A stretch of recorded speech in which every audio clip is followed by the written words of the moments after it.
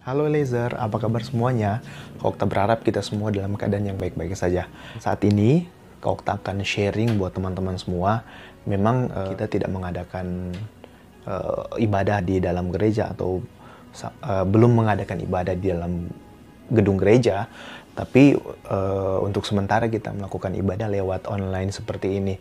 Dan Kak Okta percaya, walaupun kita hanya bertatap muka lewat video seperti ini, namun Kak Okta percaya bahwa urapan yang ada itu masih tetap sama. Karena Tuhan Yesus kita adalah Tuhan Yesus yang sama saat ini, dulu, sekarang, dan sampai selama-lamanya.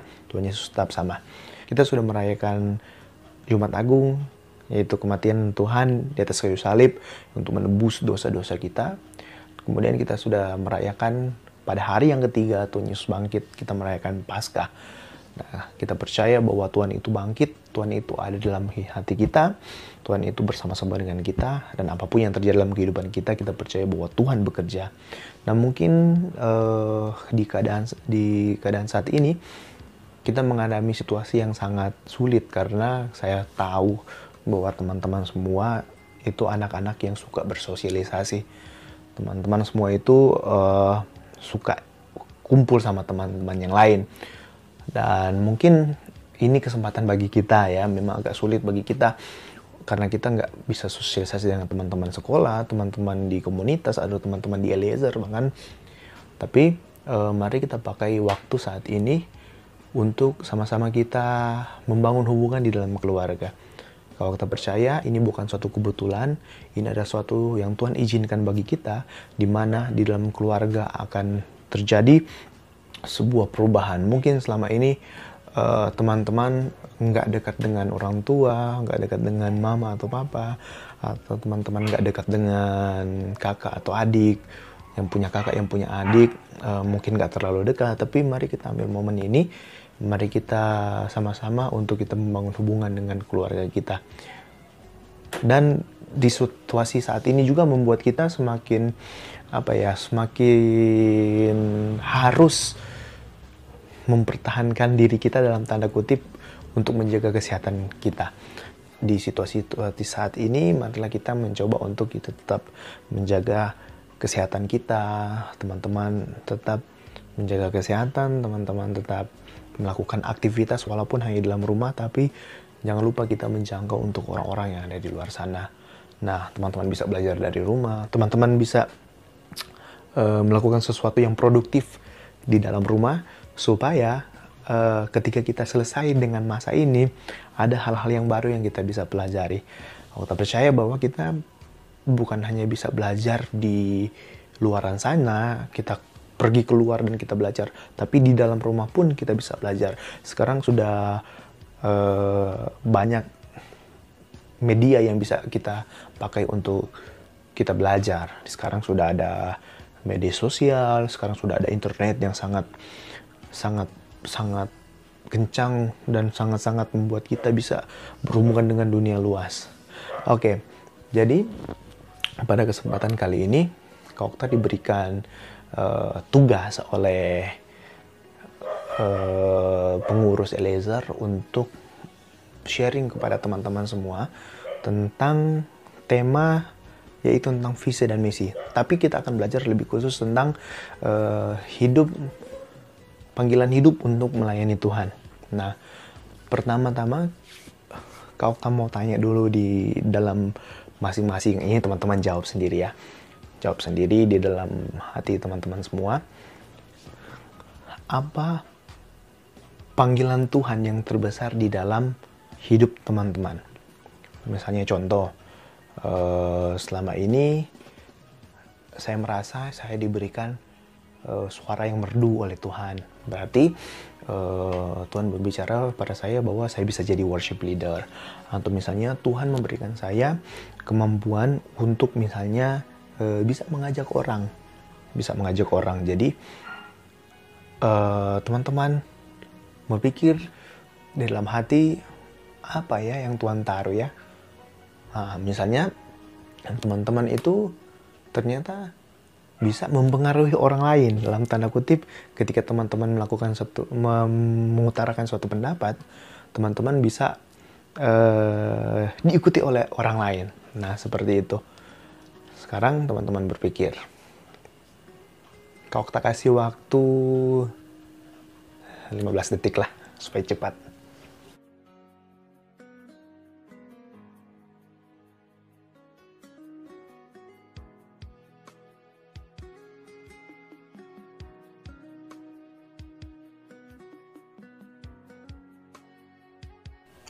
Oke, kalau sudah, kau akan berdoa buat teman-teman dulu. Oke, Bapa dalam surga, aku berdoa buat teman-teman yang telah berpikir atau teman-teman yang telah berdoa dan mencari tahu sebenarnya apa panggilan Tuhan di dalam hidupnya. Aku berdoa biarlah Engkau lebih menyatakannya dan biarlah semuanya terjadi sesuai dengan rencana dan kehendak Tuhan. Dalam nama Tuhan Yesus Kristus, aku berdoa. Haleluya. Amin. Baik, teman-teman semua. Kita akan belajar apa sih yang dimiliki. Kita akan belajar dari Tuhan Yesus. Apa sih yang dimiliki Tuhan Yesus ketika Tuhan datang ke dunia ini? Kita percaya bahwa maksud dan tujuan datang ke dunia ini adalah mempunyai tujuan yang sangat penting, yaitu untuk menyelamatkan kita sebagai orang yang berdosa, untuk bisa kita kembali diselamatkan oleh Tuhan, untuk menebus dosa kita, supaya kita bisa kembali lagi bersama-sama dengan Tuhan dan menikmati surga yang telah Tuhan sediakan buat kita. Nah, apa yang akan kita pelajari?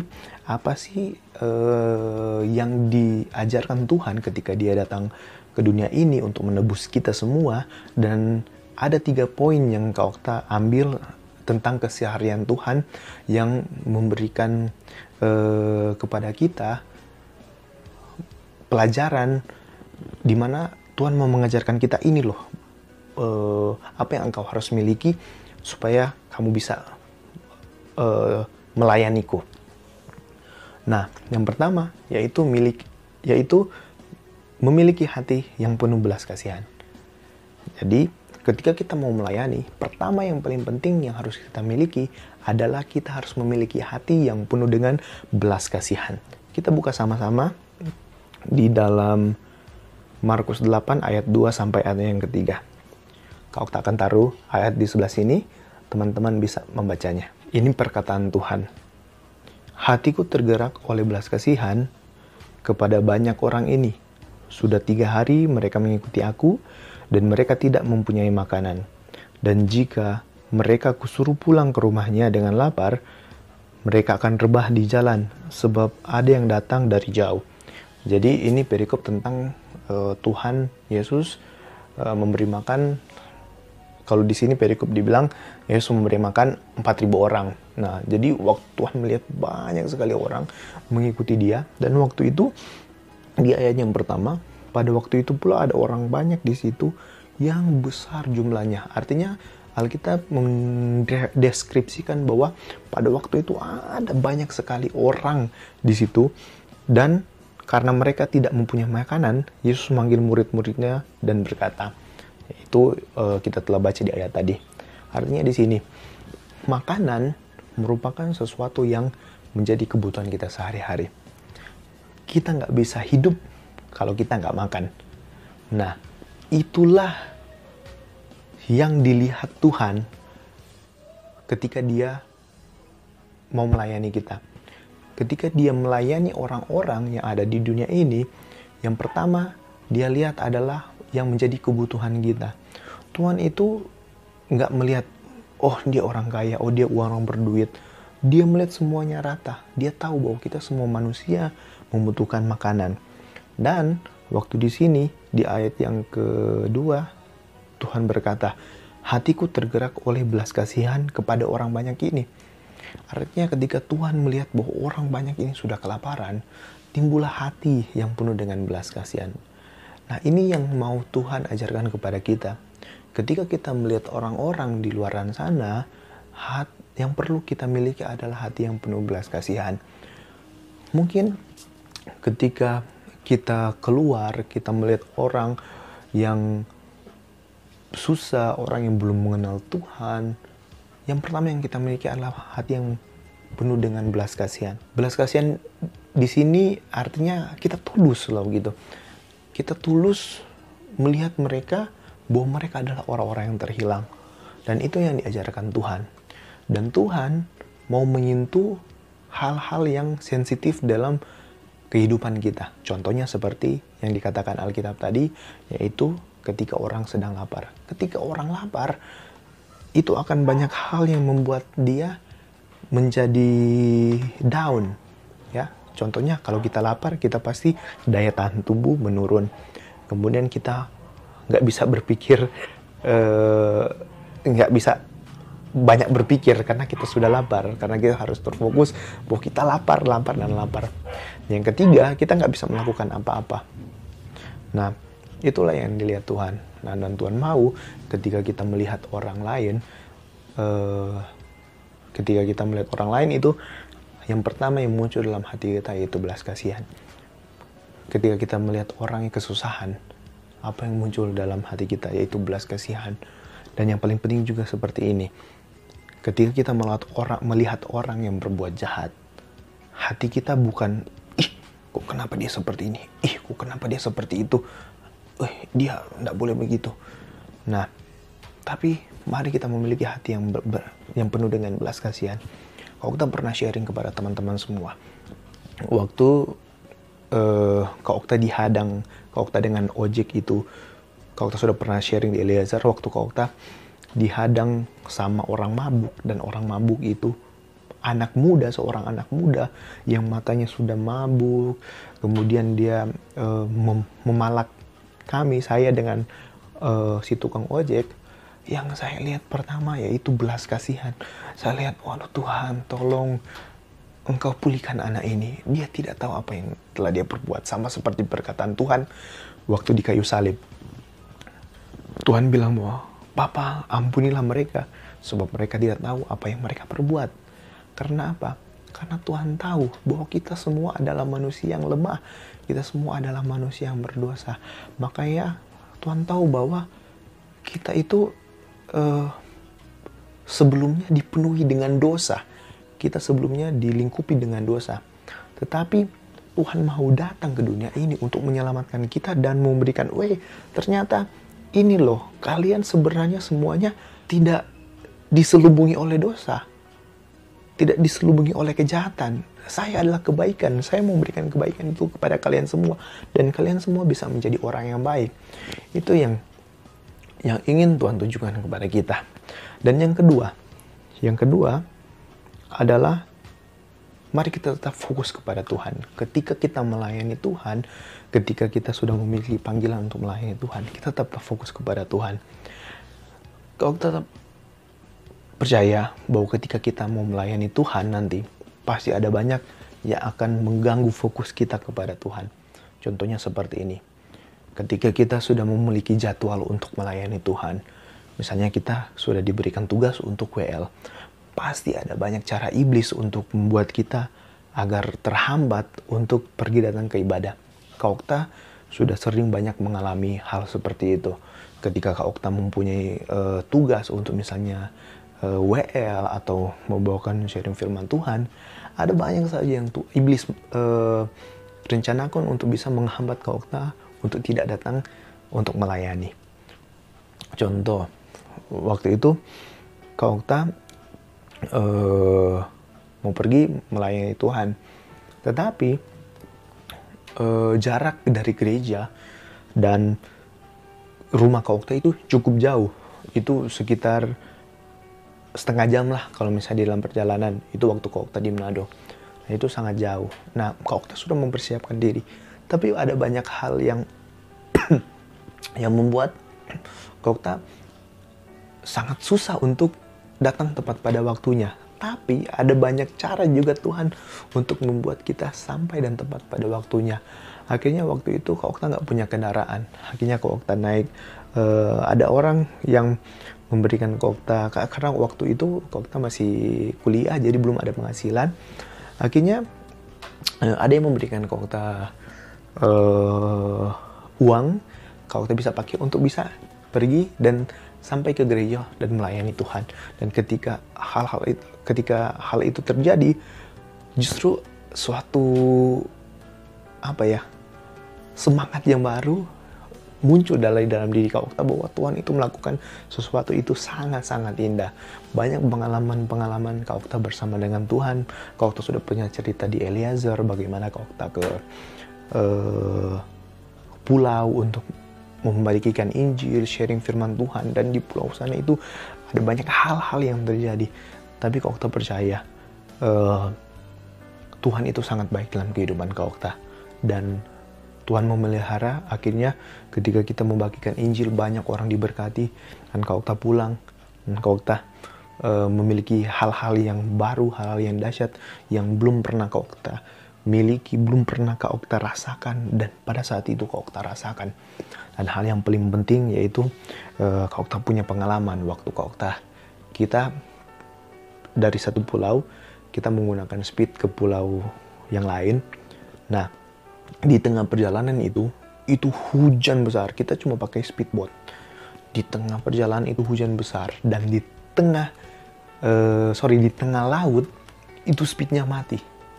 Wah, betapa Kak Okta bilang, Tuhan, kalau Tuhan yang mengirim saya ke sini, saya tahu Tuhan yang bertanggung jawab atas kehidupan saya. Saya mau mati pun di sini, saya tahu itu yang terbaik yang Tuhan sediakan.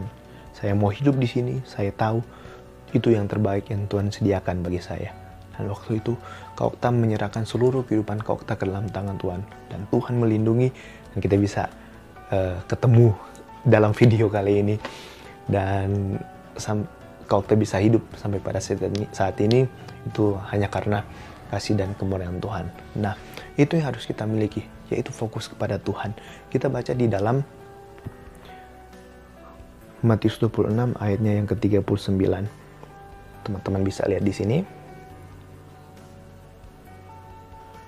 Matius 26 ayat 39. Oke. Ini ketika Tuhan ada di Taman Getsemani malam sebelum besoknya Tuhan itu disalibkan. Nah, ayat 39 kita langsung saja. Maka ia maju sedikit lalu sujud dan berdoa, katanya.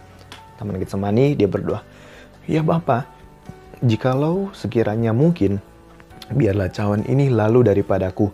Tetapi janganlah seperti yang kukehendaki, melainkan seperti yang Engkau kehendaki." Nah, Tuhan tahu bahwa apa yang akan dilaluinya ini sangat-sangat berat. Apa yang akan dilalui Tuhan itu sangat-sangat berat. Tuhan tahu bahwa dia akan tersiksa. Tuhan tahu bahwa dia akan disalibkan. Tuhan tahu dia akan disakiti. Dan itu sangat berat. Makanya kalau kita baca di sini, Tuhan Yesus sampai bilang begini, "Ya Bapa, jikalau sekiranya mungkin, biarlah cawan ini lalu daripadaku." Waktu itu Tuhan Yesus terpikirkan, Tuhan, aku tahu ini sangat berat bagiku. Dan teman-teman tahu, yang paling beratnya bukan ketika dia dipaku dan disalibkan di atas kayu salib. Tapi yang paling menyakitkan yaitu ketika Tuhan memikul salibnya, berjalan di dalam jalan Via Dolorosa dengan mahkota duri dan memikul salibnya yang sangat berat. Bukan hal itu yang paling berat buat Tuhan. Karena apa? Karena Tuhan menanggung semua beban dan dosa-dosa kita.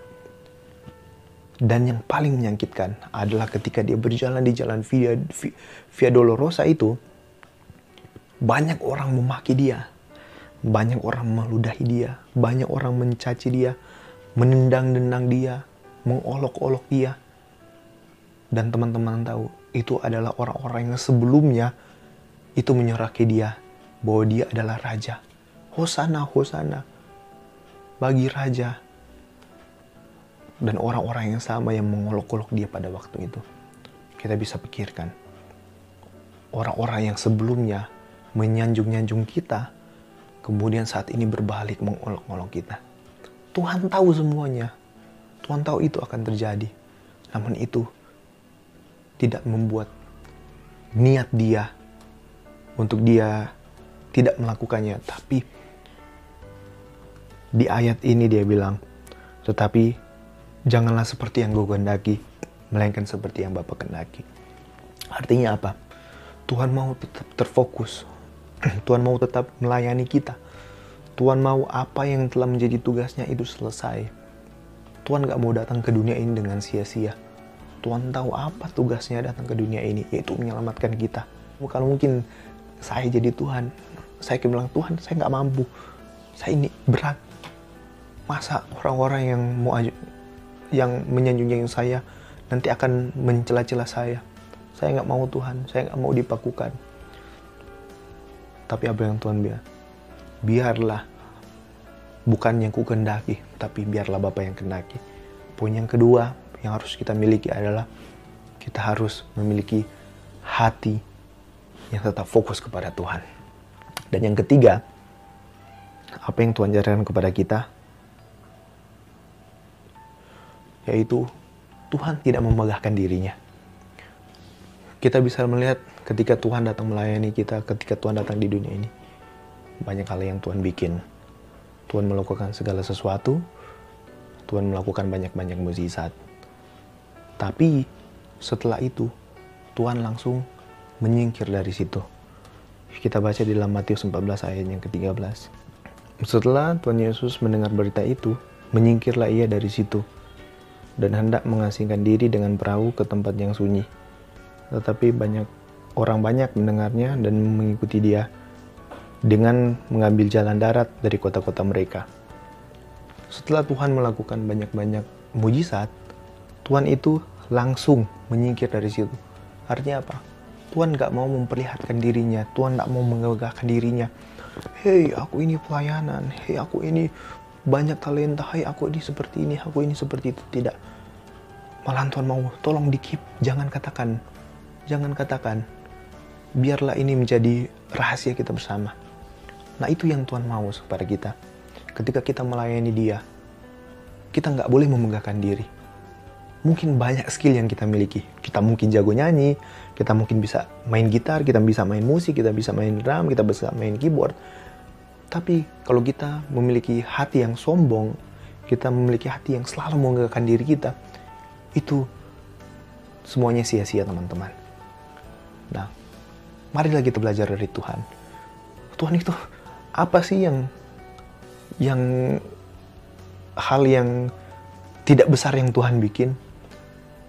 Tuhan melakukan banyak mujizat. Tuhan membangkitkan orang mati. Tuhan menyembuhkan orang sakit. Tuhan mengubahkan air menjadi anggur. Hal-hal mujizat yang sangat luar biasa.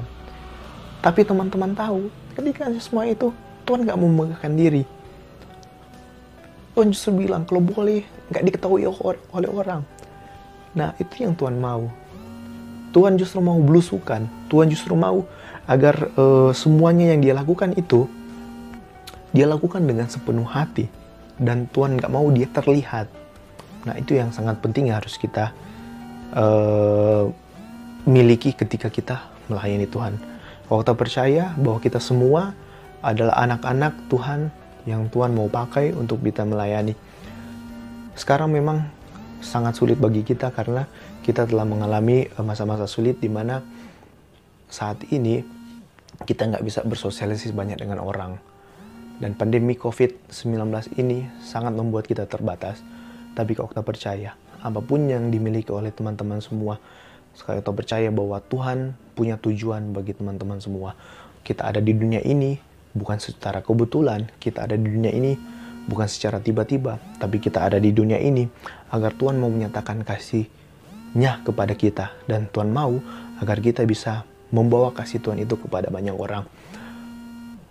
Oke, teman-teman Eliezer semua, mari kita miliki hati untuk melayani Tuhan dimanapun kita, apapun profesi kita saat ini.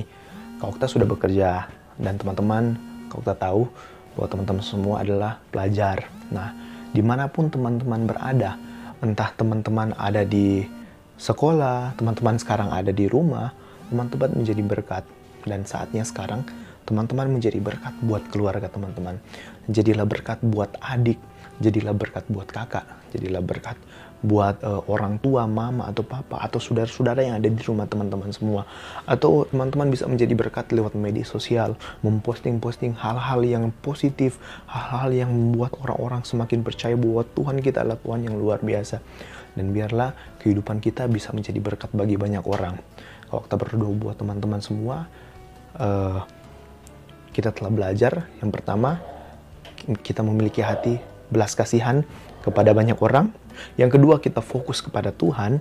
Dan yang ketiga, kita nggak memegahkan diri kita.